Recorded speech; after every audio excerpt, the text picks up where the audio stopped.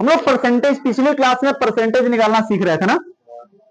एक दो यौगिकों का हमने बताया सिखाया था, कौन से बड़े बड़े यौगिकों पर ट्राई करते हैं। क्या छोटू बात सही है? तो बड़े यौगिकों पर भी ट्राई किया जाए, देखा जाए कि परसेंटेज मान कैसे निकाला जाता है, किस प्रकार से होता है जी। ठीक है, चलो हमने एक साधारण फार्मूला बताया था, एक परिभाषित वाला फार्मूला बताया था। हम लोग जो फार्मूला चाहे उस फार्मूले पर लगा सकते हैं। क्वेश्चन दिया गया है, क्वेश्चन नंबर शायद 3 होगा, 2 उस दिन लगा था। CaNO3 के होल के ट्वाइस में CaN व O की प्रतिशतता ज्ञात। चलो जी लगाया जाए। हमें प्रतिशतता ज्ञात करने से पहले दो चीज निकालनी होती है। किसी भी यौगिक में किसी भी तत्व की प्रतिशतता ज्ञात करने से पहले क्या करना होता है बच्चा? दो चीजें ज्ञात करनी होती है। पहला तो यौगिक का अनुभाग, बढ़िया बन रहा है, भूख लग जाएगी लग रहा है। सबसे पहले यौगिक का अनुभाग, और दूसरा नंबर क्या चाहिए भैया? सभी तत्वों का परमाणु भार। यही ना पता करते हैं जी, तो निकालते हैं भैया हम यौगिक का CaOH, बार बार OH आ रहा है, NO3 के होल के ट्वाइस का अणु भार निकालते हैं। यम का मान जरा बताना भैया, कैल्शियम का कितना? परमाणु भारों की योग, परमाणु भारों की योग को परमाणु भारों की योग को क्या कहते हैं हमें? अणु भार। 40 प्लस कोष्टक है, कोष्टक लगा दिए। नाइट्रोजन का 14, ऑक्सीजन का 16 गुणते जितनी संख्या उतने से गुणा करते हैं ना, परमाणु भार को रखते चले जाते हैं, जितनी संख्या उतने से क्या करते हैं? गुणा करते चले जाते हैं। हमने शुरू में बता दिया था लेसन के कोष्टक बंद। अब टोटल के कोष्टक में कितने से मल्टीप्लाई है? 2 से, तो 2 से मल्टीप्लाई कर देंगे। ये भैया 40 सूरतियां 48 14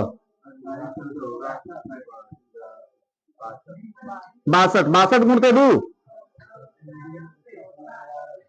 4 124, टोटल 124 होगा ये, और जोड़ देंगे तो 4 6 1 164। यौगिक का अनुभार कितना आ गया भैया? यौगिक का अनुभार 164 आया। दूसरा नंबर, हमें सभी तत्वों का परमाणु भार चाहिए। परमाणु भार कितना होगा? परमाणु भार बताओ भैया। Ca का परमाणु भार कितना होगा? 40। नाइट्रोजन का परमाणु भार 14। ऑक्सीजन का परमाणु भार सबका पता चल गया। अब परसेंटेज निकाला जाए। चलो जी, प्रतिशतता बराबर क्या हमने सूत्र लिखा था नोट वाला, बताओ। अरे जिस पर हम लोग हल करेंगे उसको ना लिखेंगे। प्रतिशतता गुणते तत्व की संख्या, तत्व की संख्या गुणते तत्व का परमाणु भार, अब बटे के यौगिक का अणु भार, और गुणते क्या भैया? रामबार सूत्र है ये। कितना हो बड़ा यौगिक दे दे उस पर आसानी से लगा सकते हो। वो तो सही था जो हमने लिखवाया था, यौगिक का द्रव्यमान ऊपर बटे के यौगिक में तत्व का द्रव्यमान गुणते 100। द्रव्यमान बड़ी कंफ्यूजन वाली चीज हो जाती है तुम लोगों के लिए, इसलिए हमने ये साधारण फार्मूला बना दिया और इस पर आसानी से लगा सकते हो। कोई तकलीफ ही नहीं होगा, चाहे डॉट में लगा कर दे दे, चाहे कैसे भी दे दे, कितना बड़ा यौगिक सबका निकाल सकते हो आसानी से। चलो लगाया जाए भैया। किस तत्व का निकालते हैं सबसे पहले? Ca की प्रतिशतता। Ca की संख्या कितनी है भैया? गुणते Ca का परमाणु भार कितना है? यौगिक का अणु भार कितना? गुणते 100। भाग दे दो भैया, कितना हो रहा है? 4000 बटे के 164। भाग दो, किसके पास है? अरे भैया भाग देना तुम लोग, अभी जान तक भैया बाद में। n की प्रतिशतता बराबर बताओ कितना होगा? n की प्रतिशतता बराबर तत्व की संख्या। तत्व की संख्या कितना होगा? ताल तत्व की संख्या देखकर बताओ कितना है। नाइट्रोजन की प्रतिशतता हम निकालना है, तो तत्व की संख्या उसमें कितनी होगी? बोलो बोलो बोलो जल्दी बोलो। अब तत्व की संख्या देखो चिंकी कितनी हो? 2। लड़कियां इसी तरह पढ़ने में तेज होती हैं, गधा लोग। 2 1 का गुना होगी, गुणा होगा। तब कुछ ताकरे कहाँ न अरे गधा के यौगिक नहीं है दे। तत्व की संख्या 2 1 कम कितनी हो गई? 2। 2 गुणते तत्व की संख्या परमाणु भार कितना होगा? 14 और बटे की कितना? 64 गुणते 14 गुना के 28, 2800 होगा। 2800 बटे के 164। अब बाकी किसका निकालेंगे भैया? ऑक्सीजन की प्रतिशतता बराबर ऑक्सीजन तत्व की संख्या 3 गुना के 6 गुणते परमाणु भार कितना? 16 बटे के 100 164 गुणते 100। 6 6 36 6 3 6 3 9 9600 बटे के 164। चलो भैया सभी भाग दो फटाफट। इसका भाग इसका भाग इसका भाग दिया जाए और चेक किया जाए। एक एक करके भाग दो फटाफट। पहला वाला का 24, बस एक का भाग देता है। पहले वाले का मान 24 39 आएगा। दूसरा भाग 2800 में दिया जाएगा तो यह 17.07 आएगा।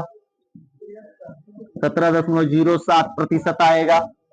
और फिर उसमें हम 96,000 में भाग देंगे, 9600 में भाग देंगे 164 से, तो 58.53% आएगा। और तीनों को जोड़कर चेक कर लो क्या 100% हो रहा है।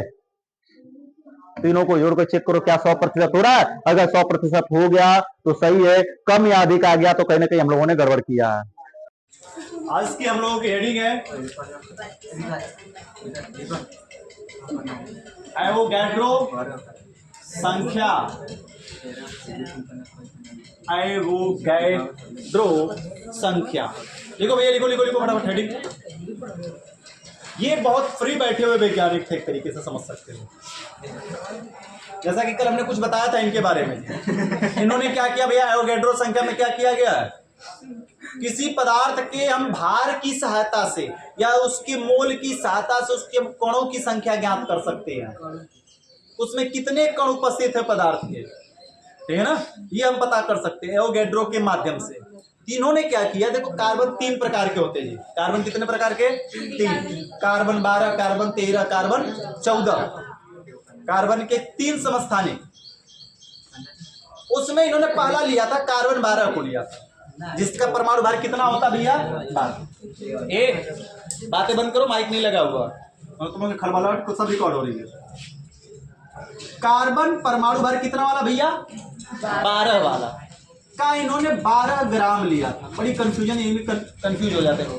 जो 12 कार्बन 12 वाले 12 की बात की जाएगी, समझे? कार्बन 12 के 12 ग्राम में कार्बन के टोटल कणों की संख्या। अब क्या लगता है भैया कि मार्कर केवल एक कण से मिलकर बना होगा? नहीं, असंख्य कण से मिलकर बना होगा, बहुत सारे कणों से मिलकर बना होगा ना। तो ये मान लेते कार्बन है और कितना ग्राम है? 12 ग्राम। ये कार्बन है और इसका वजन कितना है? 12। अब इसमें कार्बन की टोटल कणों की संख्या को हम क्या कहते हैं? एवोगैड्रो संख्या कहते हैं। और एवोगैड्रो संख्या को किससे बना संबंधित करते हैं? प्रदर्शित एंड ए से। ए नीचे रहेगा, बराबर में नहीं। कुछ लोग लिखते समय ऐसे लिख दोगे तुम लोग, तो ये नीचे रहेगा, सब्स्क्रिप्ट में रहेगा, नीचे पदांक में लिखा जाएगा एंड ए, ठीक है ना, कैपिटल नहीं रहेगा। लेकिन नीचे छोटा वाला बना दोगे तो सोडियम लगने लगेगा, इसलिए कैपिटल बनाया गया है, एन से प्रदर्शित कर। और एमादियो एवोगैड्रो ने अपने प्रयोग से यह बताया कि कार्बन 12 के 12 ग्राम में कार्बन के कुल कणों की संख्या 6.02213 गुणते 10 की पावर 23 घात बताया। इतने कण उपस्थित होते हैं कार्बन 12 के 12 ग्राम में। मामला समझ में आया भैया? कोई कंफ्यूजन है क्या किसी को? चलो लिखा जाए परिभाषा फिर फटाफट। एक कंफ्यूजन है 6.0222। एक मिनट रुक जाओ। चलो परिभाषा लिखा जाए। ये टोटल पदार्थ के कणों की क्या भैया संख्या। कोई दिक्कत है क्या इसमें? चलो एमादियो एवोगैद्रो ने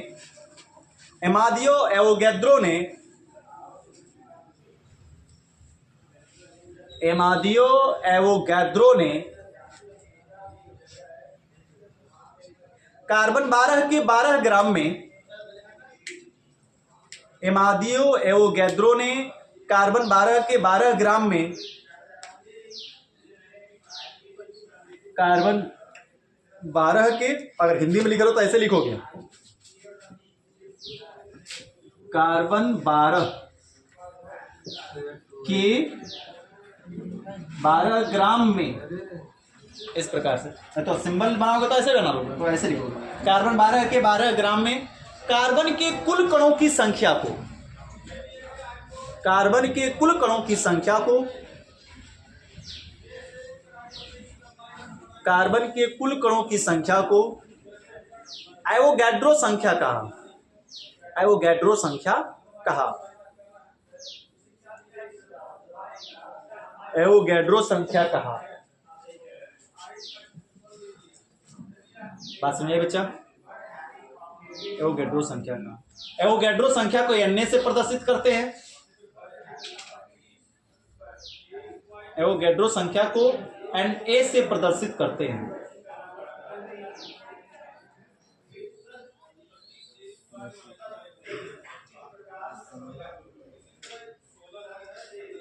खड़ी पाई पैराग्राफ चेंज करके, खड़ी पाई पैराग्राफ चेंज करके एमादियो एवोगैद्रो के अनुसार, एमादियो एवोगैद्रो के अनुसार, एमादियो एवोगैद्रो के अनुसार कार्बन 12 के 12 ग्राम में, एमादियो एवोगैद्रो के अनुसार कार्बन 12 के 12 ग्राम में, कार्बन 12 के 12 ग्राम में कार्बन के कुल कणों की संख्या, कार्बन के कुल कणों की संख्या, कार्बन के कुल कणों की संख्या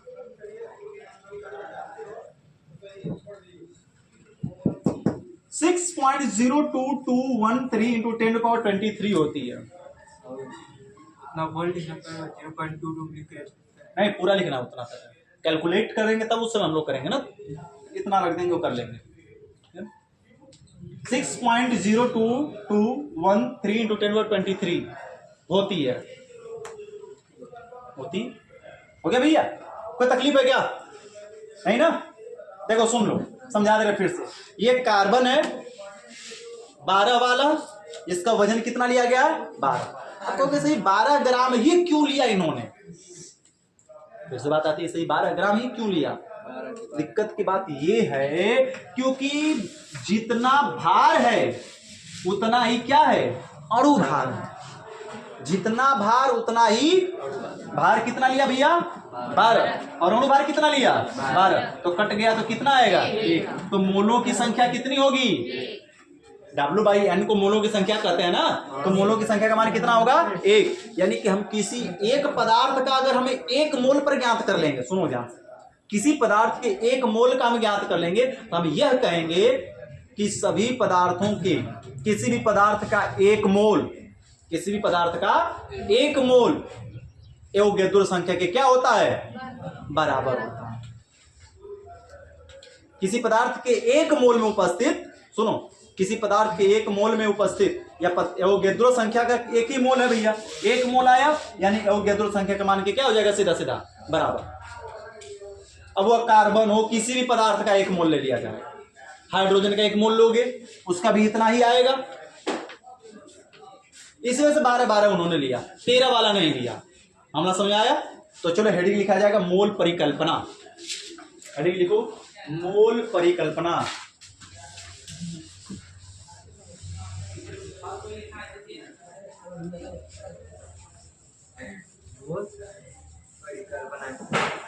मोल परिकल्पना। सुनो जी ध्यान से, क्या कहा जाएगा?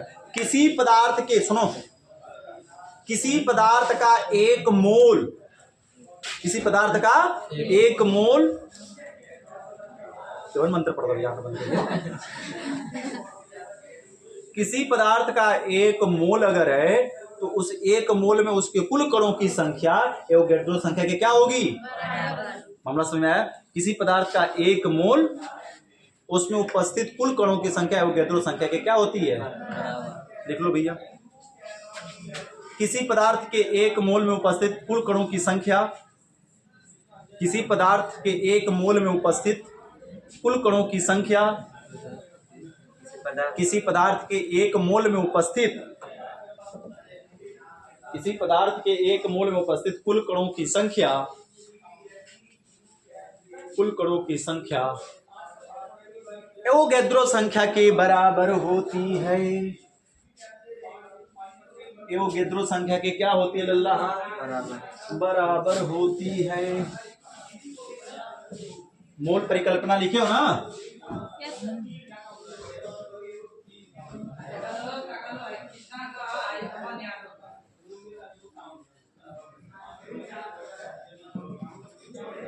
ये भैया मोल परिकल्पना मतलब मोल, किसी का मोल ज्ञात करे या मोल से संबंधित किसी चीज का कैलकुलेशन करें, उसी को मोल परिकल्पना। एंड ए को हम क्या कहेंगे लल्ला?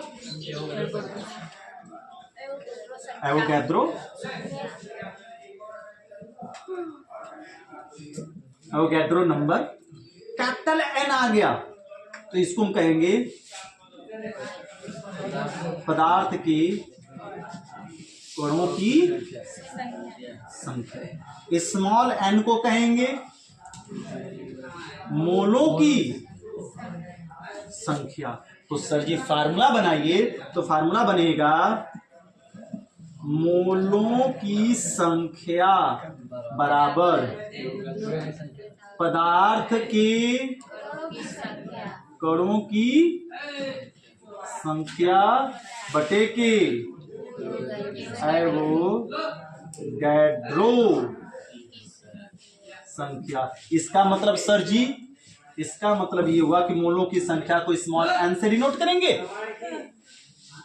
पदार्थ के कणों की संख्या को किससे? कैपिटल एन से, और एवोगैड्रो संख्या को किससे डिनोट करेंगे? एन ए से डिनोट करेंगे। यही ना हुआ भैया?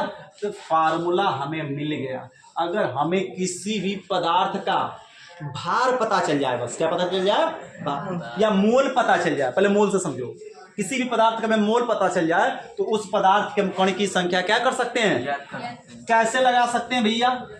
फिर ये गुणा कर देंगे तो n बराबर n इंटू लिख सकते हैं कि नहीं सर जी मुस्कुराते हुए? यानी कि मोलों की संख्या से एवोगैड्रो संख्या में भाग दे देंगे।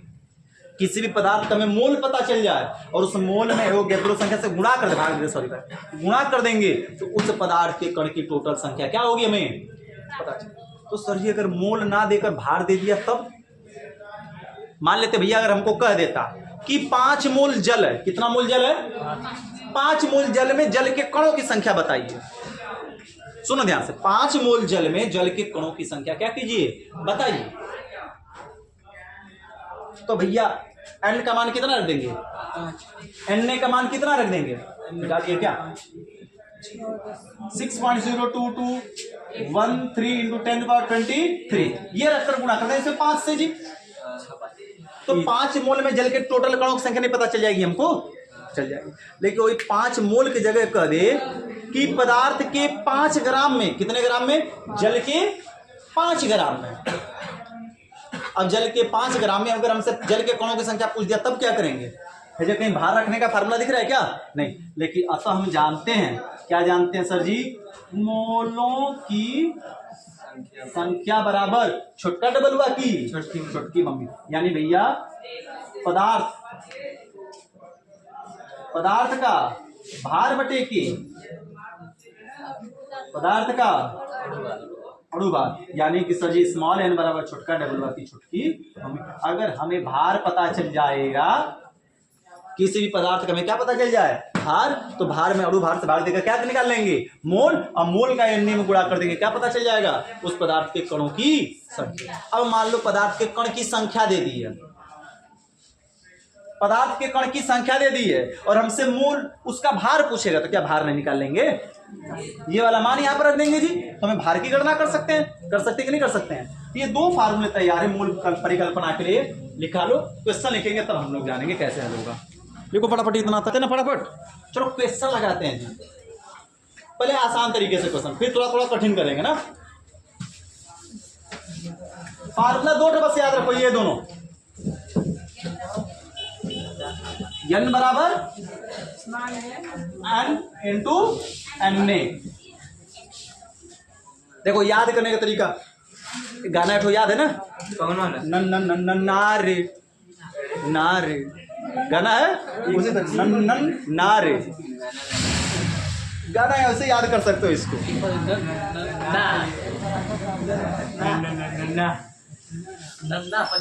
नन्ना भी कर सकते हो, नहीं तो नन्ना में बीच में आता रहेगा ना, ये गाना याद है, गाना याद रहेगा।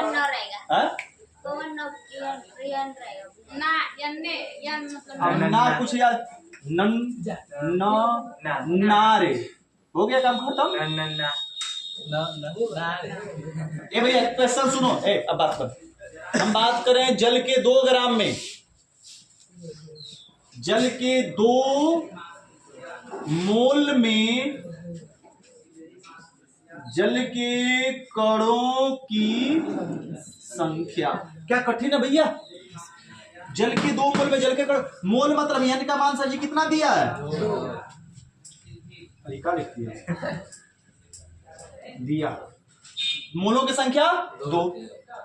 एवोगैड्रो संख्या तो सबको बचपन से पता है ना भैया, 6.022 गुण के 10 के पावर है, ठीक है। अब खत्म,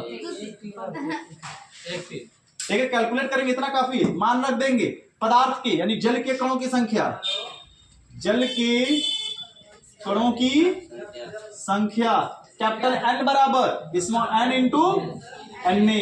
स्मॉल n का मान कितना मोल, 2, NA का मान 6.022 इंटू 10 टू पावर 23, मल्टीप्लाई कर दो भैया, 2 दूना की